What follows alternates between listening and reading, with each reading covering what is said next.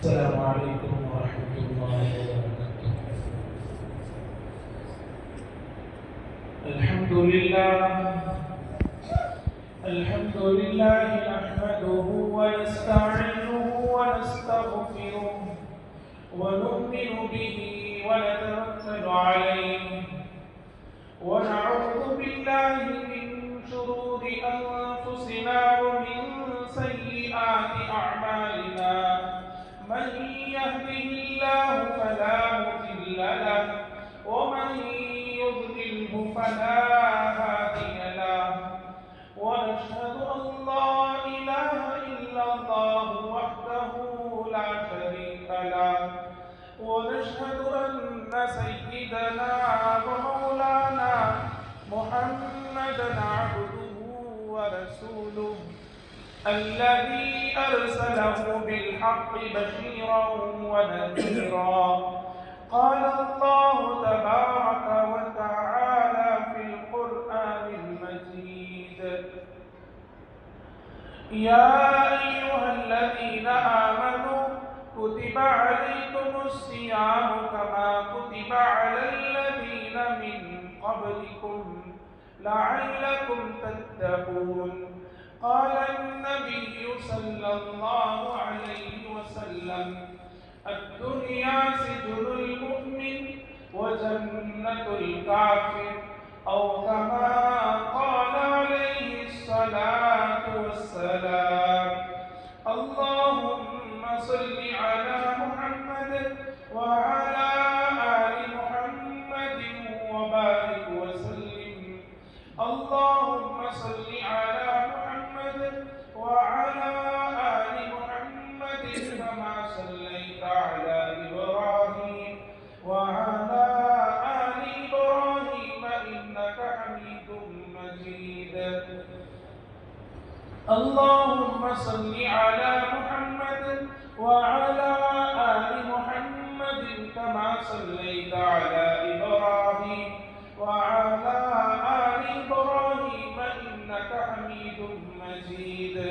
صدق الله العظيم وصدق رسوله النبي الكريم، ونحن على ذلك لمن الشاهدين والشاكرين.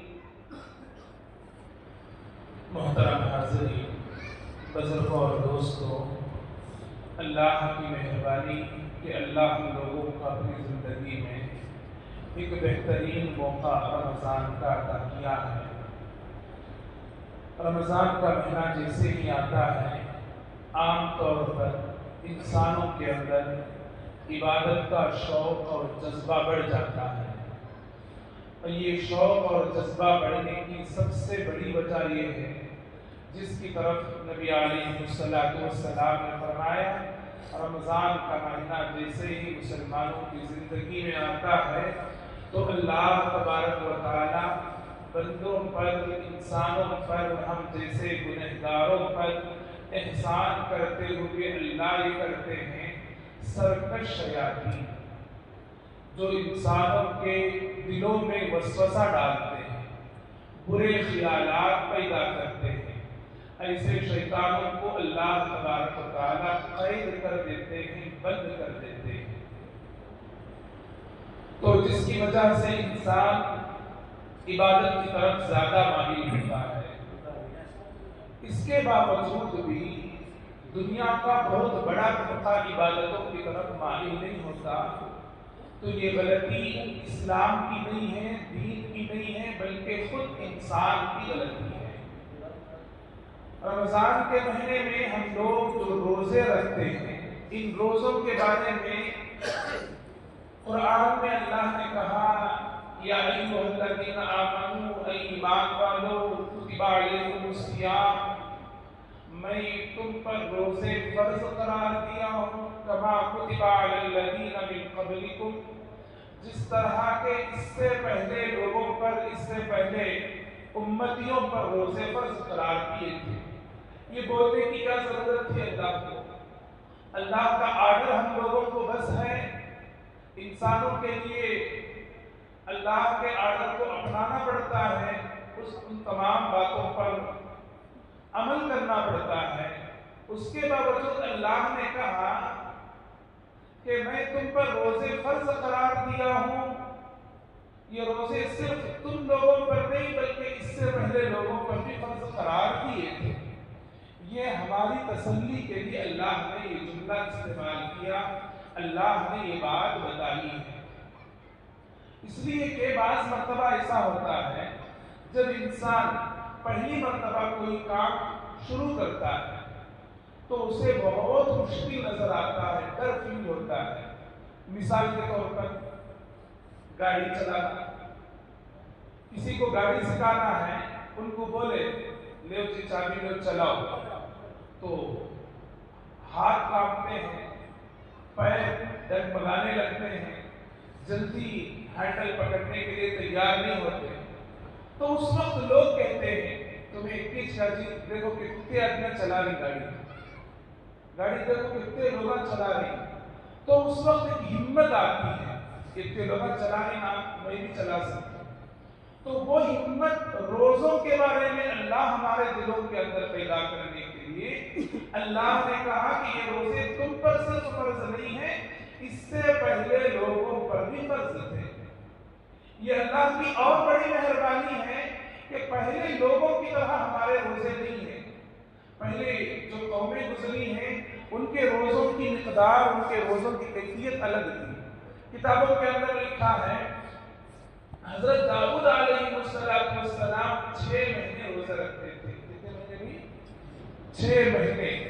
اور ان روزوں کے رکھنے کی کیفیت بھی، حالت بھی الگ. ایک دن روزہ، دوسرے دن روزہ رکھنا نہیں ہے، تیسرے دن رکھنا ہے.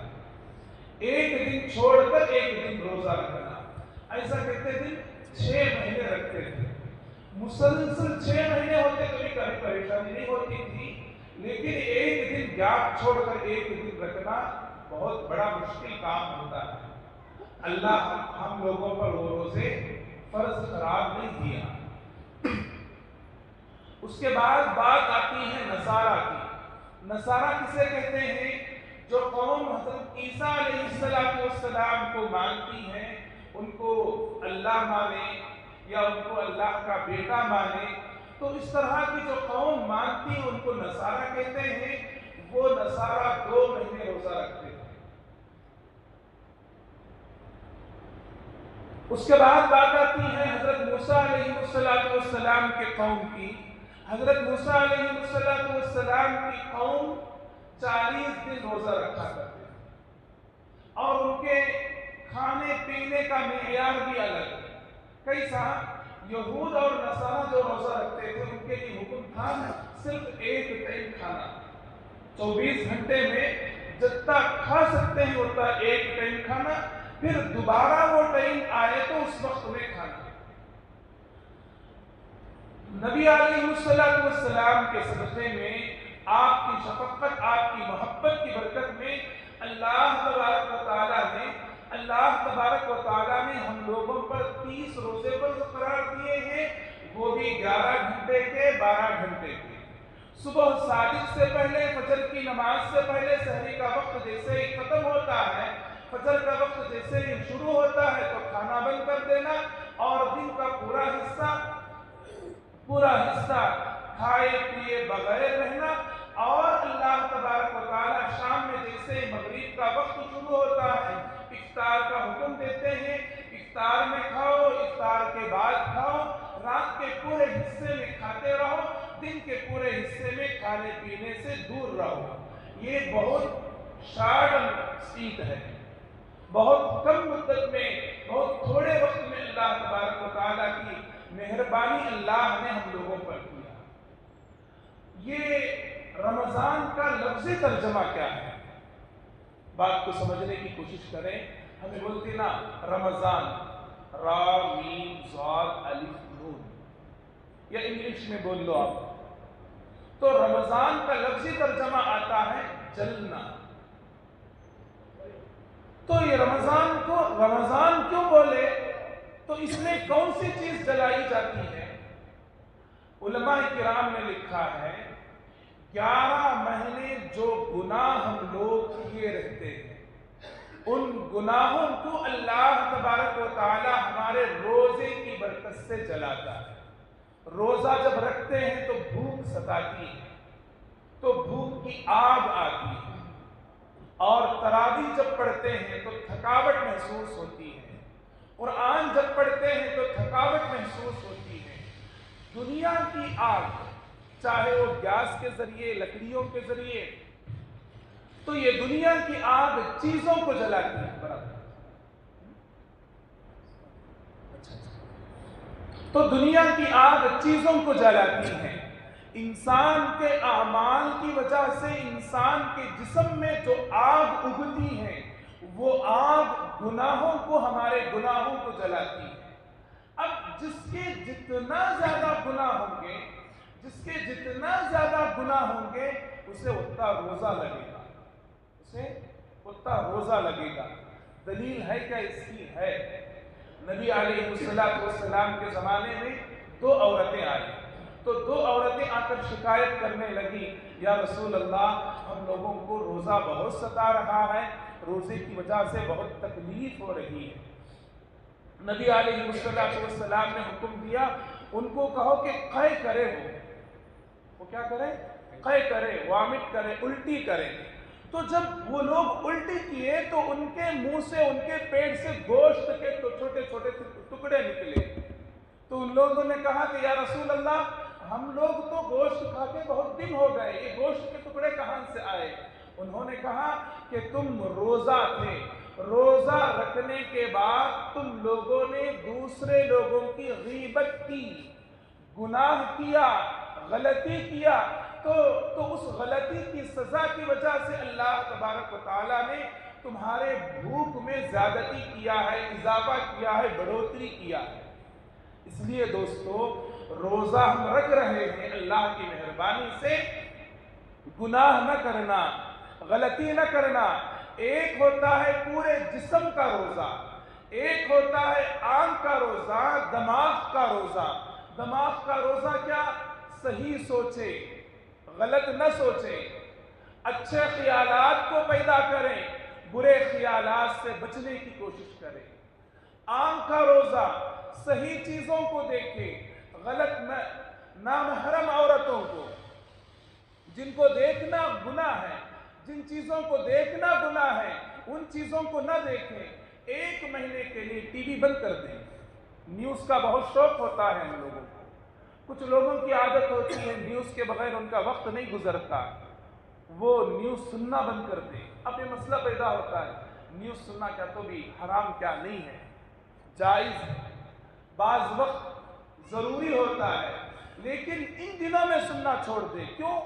دماغ بٹ جاتا ہے، ذہن بٹ جاتا ہے، عبادت کی طرف توجہ نہیں رہتی۔ آنکھ کا روزہ، ہاتھ کا روزہ کیا ہے؟ صحیح چیز استعمال کریں، ملاوٹ نہ کریں، دھوکہ نہ دیں۔ جب ہم کوئی بیپار کر رہے ہیں، تجارت کر رہے ہیں، تو تجارت کے اندر دھوکہ نہ دیں، غلط چیز کو صحیح بتا کر اپنے ہاتھ سے اٹھا کر مت دو، حرام کو مت اپناؤ، حلال چیز کو اپناؤ۔ یہ ہاتھ کا روزہ رکھتا ہے۔ یہ تمام چیزیں کرتے ہوئے انسان کو کیا ہوتی ہیں؟ ظاہری اعتبار سے تکلیف ہوتی ہے۔ تو اب انسان کو سوال یہ پیدا ہوتا ہے، اتنا سب کرنے کے بعد اللہ کو کیا ملتا ہے؟ اللہ ہم لوگوں کو کیوں ستاتا ہے؟ تو دوستو، اچھی طرح سمجھو، اللہ ہم لوگوں سے بہت زیادہ محبت کرتے ہیں، اتنی محبت کرتے ہیں جس کا کوئی اندازہ نہیں۔ مثال کے ذریعے بات سمجھو، ہم لوگ ایک محل بنائیں، تو محل میں زیادہ لوگ آنے والے ہیں تو دروازے بڑے بڑے رکھتے نا بھی۔ پرانے محلات کو آپ دیکھے ہوں گے، بڑے بڑے دروازے، وہ بڑے بڑے دروازوں کے پیچھے چھوٹے چھوٹے دروازے رہتے ہیں۔ وہ چھوٹے دروازے کن لوگوں کے لیے ہیں؟ تو لوگ کہتے ہیں یہاں سے بادشاہ آتے تھے اور یہاں سے لوگ آتے تھے۔ آج کل ہم یہ مثال نہیں دے سکتے، کیوں؟ ہمارے سب 1 BHK 2 BHK چھوٹے چھوٹے گھر۔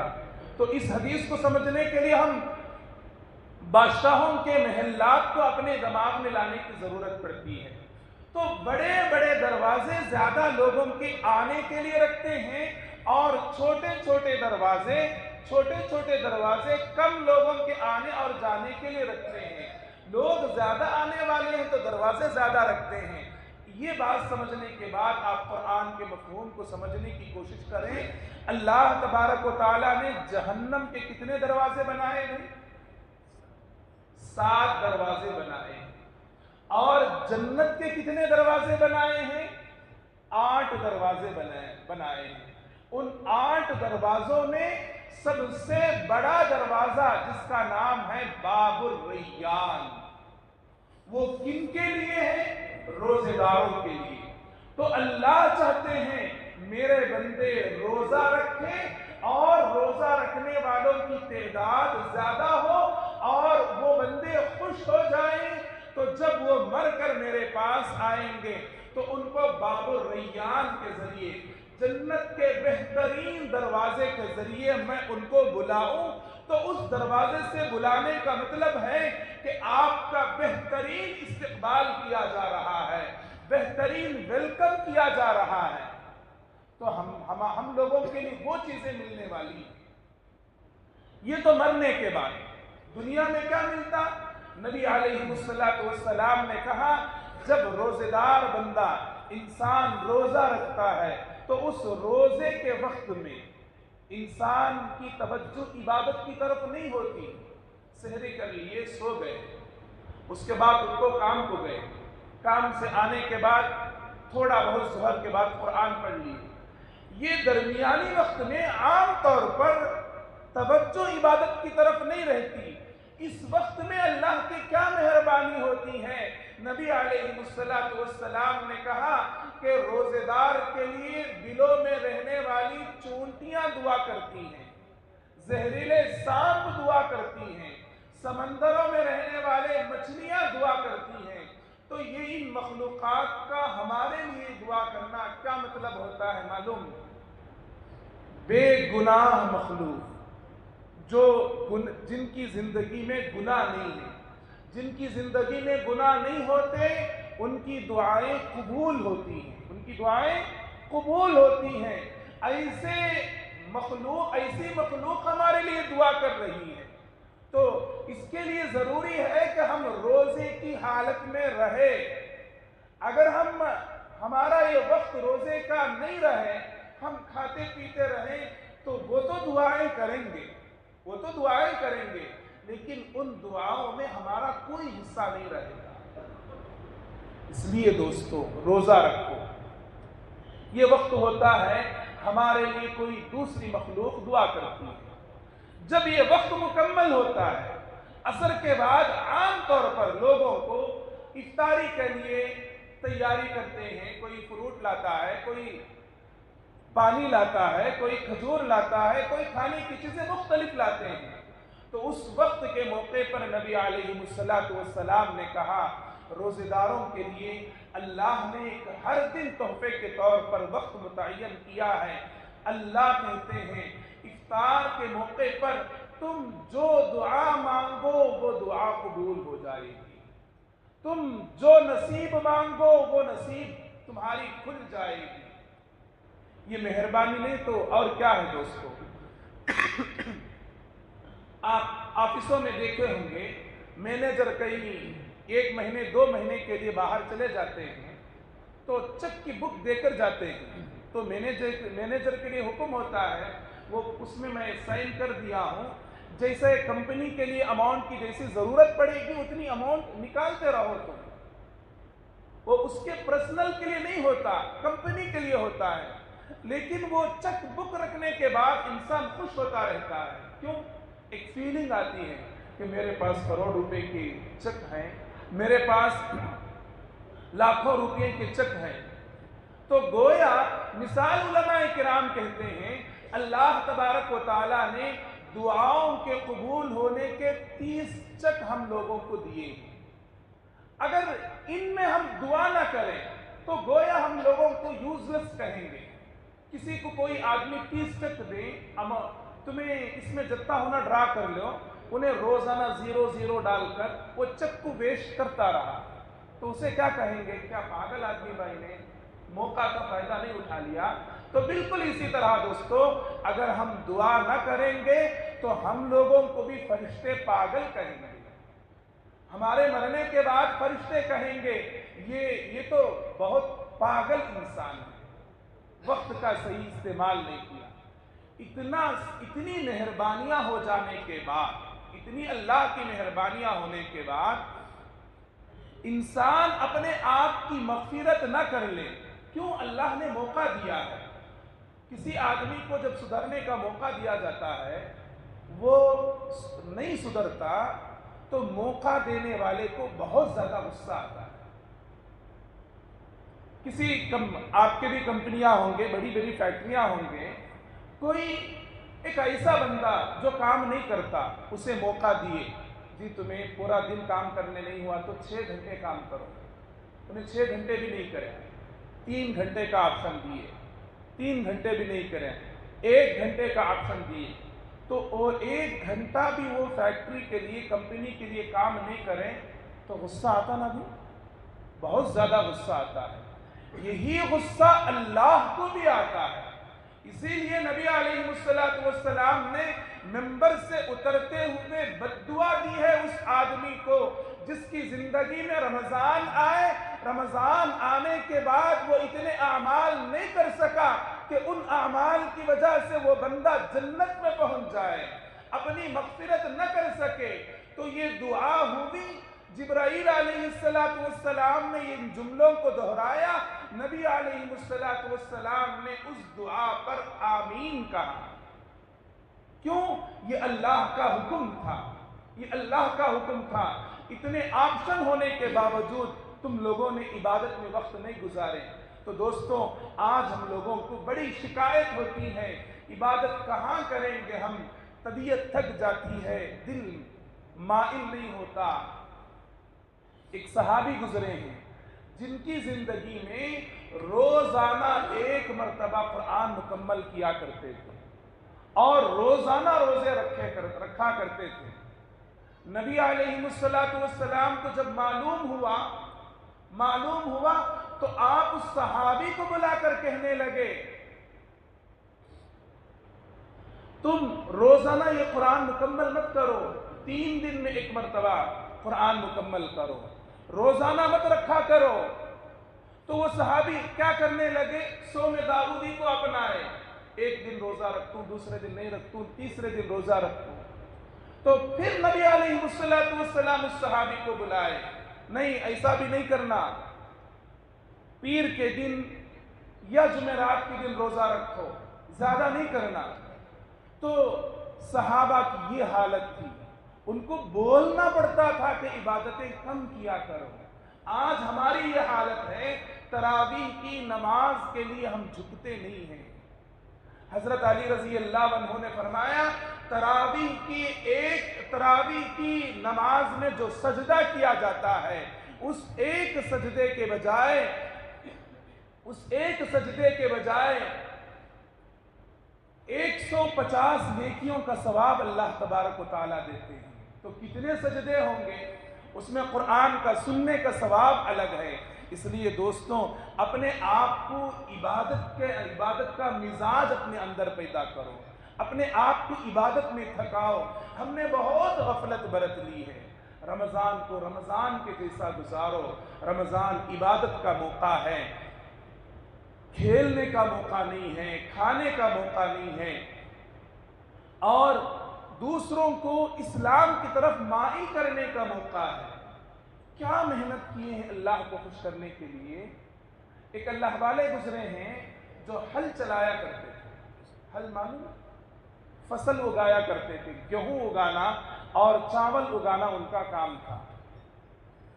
لوگ کھانے کے لیے بیٹھ گئے تو انہوں نے اعلان کیا، میرے ساتھیوں، تم جانتے بھی ہو یہ جو گیہوں تم کھا رہے ہو، جس کی روٹی بنی ہے، یہ جو چاول جسے تم کھا رہے ہو، جو کھانے کی شکل میں تمہارے پلیٹ میں موجود ہے، یہ کیسے تیار ہوا؟ میں نے یہ فصل تیار کی ہے۔ اللہ نے مجھے موقع دیا تو میں اس کی فصل تیار کیا اور اس کے لیے کھیتی میں نے کیا ہے. تم جانتے بھی ہو میں نے اس کے لیے کیا محنت کی ہے.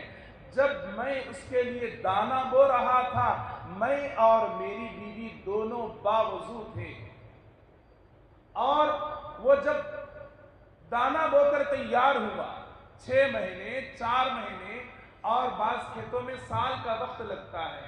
وہ اللہ والے کہنے لگے بار بار روزانہ اسے پانی دینا پڑتا تھا. تو جب ہم پانی دینے کے لیے جاتے تو دونوں وضو کی حالت میں باوضو وضو ہونے کی حالت میں وہاں پہنچتے اور دوسرے راستے سے اس کھیت میں پانی آنے کا ایک راستہ بناتے. اور اس کے بعد کبھی کبھار ہوتا ہے راتوں کے وقت اٹھ کر جانا پڑتا ہے 2 بجے 3 بجے. جب اس کھیت کو ہم پہرا دے رہے تھے اس کی حفاظت کے لیے جب ہم گھوم رہے تھے اس وقت بھی ہم باوضو تھے. جب یہ کھانا بن رہا تھا اس وقت بھی ہم لوگوں نے یہ کوشش کی کہ کھانے بنانے والے سب وضو کے ساتھ رہے. تو اتنا بولنے کا مطلب یہ ہے تمہارے سامنے اس اللہ والے نے کہا یہ پوری کارگزاری سنانے کا مطلب یہ ہے ضرورت اس لیے پیش آ رہی ہے کھانا تمہارے سامنے ہے. اس کھانے کو کھاتے وقت اپنے اپنے وضو کا خیال کرو. جا کر وضو بنا کر آؤ. جس کا وضو ہے وہ کھا لو. جس کا وضو نہیں ہے وہ جا کر وضو بنا کر پھر کھانے میں شریک ہو جانا. یہ سب اس لیے ہے تاکہ اس کھانے کی برکت سے اللہ ہم لوگوں کو جو طاقت دے گا اس طاقت سے ہم عبادت کریں گے اور اس عبادت سے ہمارا اللہ راضی ہو جائے گا.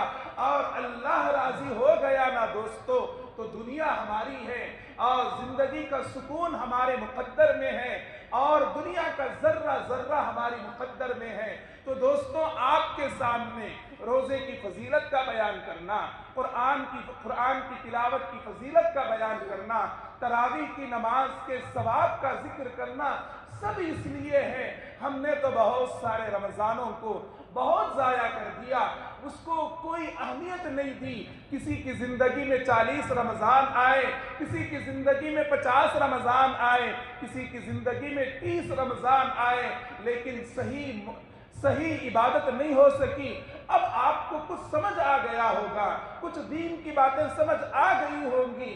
یہ سمجھنے اور سمجھانے کا تقاضا یہ ہے رمضان کے وقت کو ضائع نہ کرو. رمضان کے وقت کو ضائع نہ کرو. ذہنی اعتبار سے بھی روزہ رکھو نظر کے اعتبار سے بھی روزہ رکھو زبان کے اعتبار سے بھی روزہ رکھو. جھوٹ نہ بولو تکلیف نہ دو غیبت نہ کرو گالیاں مت بکو. غصہ آپ کو آئے گا. غصہ آنا انسان کی مرد کی فطری چیز ہے لیکن غصے کو کنٹرول کرو. کیوں اللہ حکم دیتا ہے رمضان صبر کا مہینہ ہے آزمائش کا مہینہ ہے. اللہ حکم دیتے ہیں صبر کے پیمانے کو مضبوطی سے تھامو. اللہ ہمارے روزوں کو قبول فرمائے ہماری تراویح کو قبول فرمائے ہماری تلاوت کو قبول فرمائے. آمین تو بولو نا جی. کریں گے تراویح کی نماز پڑھیں گے. اللہ ہم تمام کو عمل کی توفیق عطا فرمائے. وآخر دعوانا الحمدللہ.